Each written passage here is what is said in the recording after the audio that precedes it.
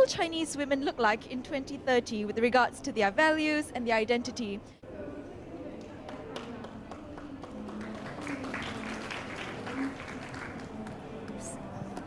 Okay, so hello everyone. I'm very happy to be here today. So, why should we pay attention to China and women in China? It's not just because China is expected to become the largest economy in 10 years. Talking about China, even though there are so many studies around China, but it seems like people don't know enough about this country still. Because everyone can only wear their own cultural and empirical lenses looking at others, me as well. And being a researcher, I've traveled to all the 34 provinces and regions in China.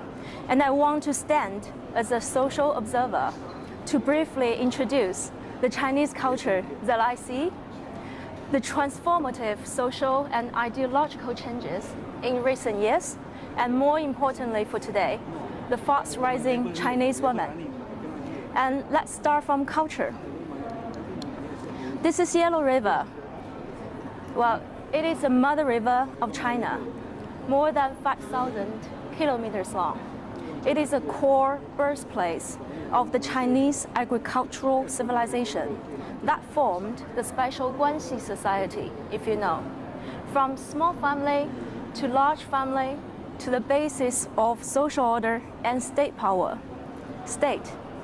And the concept of state is a cultural concept with clear center but very vague boundary. And the word China literally means the central state. So also a cultural concept.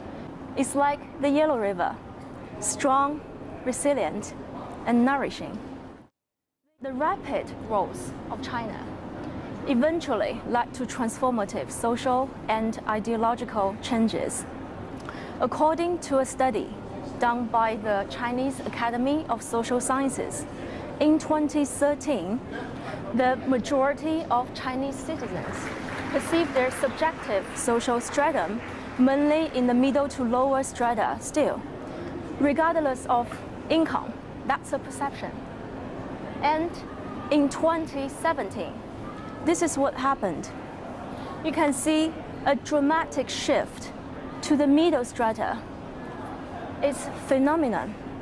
That means within 5 years' time only, there rised a huge group of Chinese middle class with subjective social stratum. And such group is expected to become the largest middle class group in the world in the coming future. And we know attitudinal change is usually an important symbol for behavior change.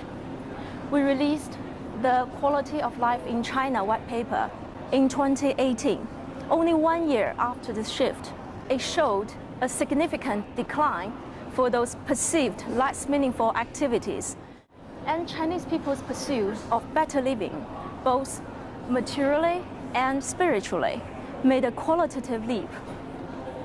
And that emerged a huge scale of idealized social standards pretty much in everything.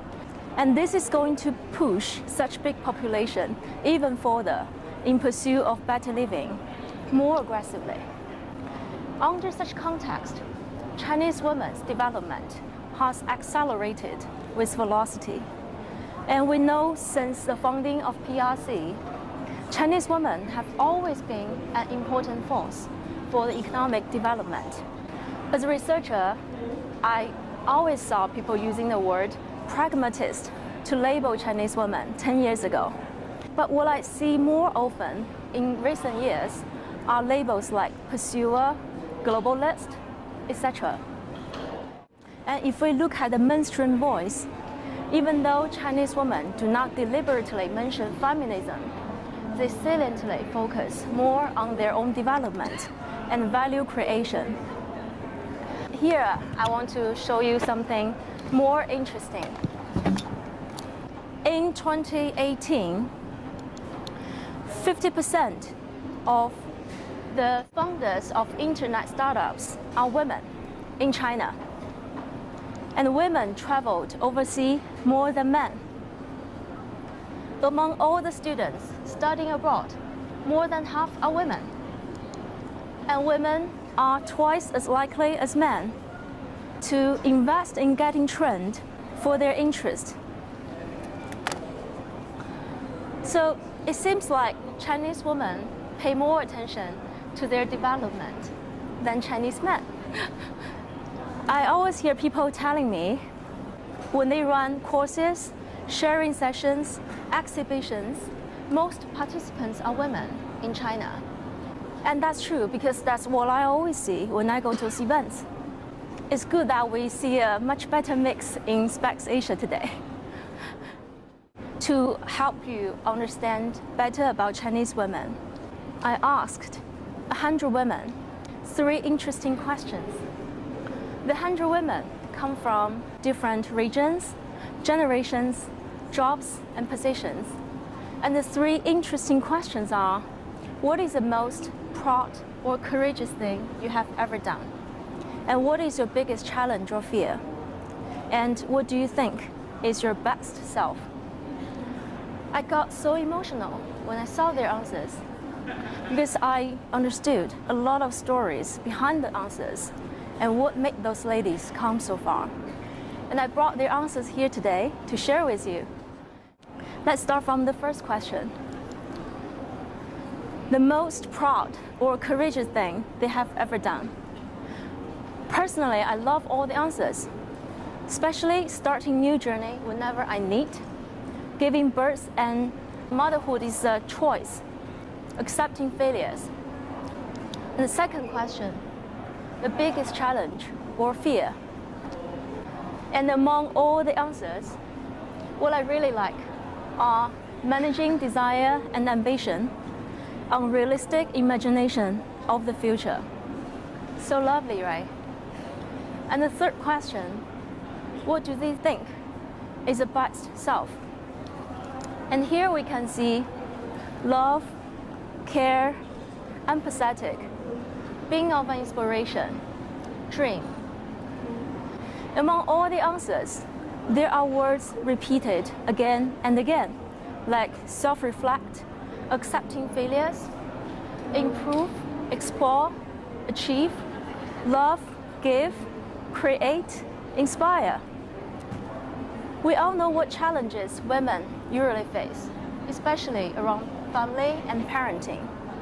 And here, I'm really touched to see how Chinese women are showing their strong vitality, adaptability, and wisdom, whether it is to develop themselves or to care the world. I hear more and more people telling me, or tomorrow will be better with the creation and contribution by women, because women are naturally more empathetic, collaborative, caring, humble, and open. They are destined to take more important roles to create the future. Especially, the world is becoming more and more borderless, and so it is for creation and innovation, which in the future will transcend borders between nations and religions, and women are in the perfect position for that. So, nourished by the Chinese strong and inclusive culture, standing on the soil and foundation for innovation, Chinese women, carrying the natural quality as women, as well as the ambitious pursuit in developing themselves to become future ready, will be definitely contributing more to the world. And by sharing this today, I hope to inspire you pay more attention to the evolvement of different cultures and to the development of different social groups. Every culture owns its greatness that deserves us to learn humbly. In the future, the fusion of different cultures will inevitably lead to certain conflicts, but at the same time, great creation will emerge. So I hope we can all stay open and curious to the cultures that are different from ours, and to the upcoming disagreements, conflicts, small and big creations. And tomorrow will be better with us creating it together. Welcome to China and getting to know more about Chinese women. Thank you.